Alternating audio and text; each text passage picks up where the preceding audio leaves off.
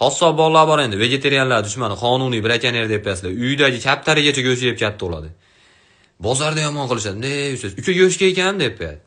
Endi, конечно, go'sht qatorda parastamol istab beramiz, go'shtga aka torting. Chalg'itib beradi gapni. Akam yaxshimi, akam yuribdimi deb. Hali bozorda birinchi marta yuribman akalar. Men boshqa joyli odamman, tanimaydi. Ha, aka yaxshi deb beradi. Uka o'zimiznikisiz, men go'shtga yaq qo'shmadim, ichga suv qo'shmayman demak, salapanchiga akularni biqinini tikib beradi, bilmay ko'tarib ketaverasiz. Qassob oshnam bor deydilar, hayvondan umuman qo'rqmaydi-da bular. O'zi g'altadancha kattaradi matqoq bo'lib. Bunday turib olib, bir tonnali hayvon oldi. Te jonivor. Qo'rqma. Qo'rqma, bu bir tonna.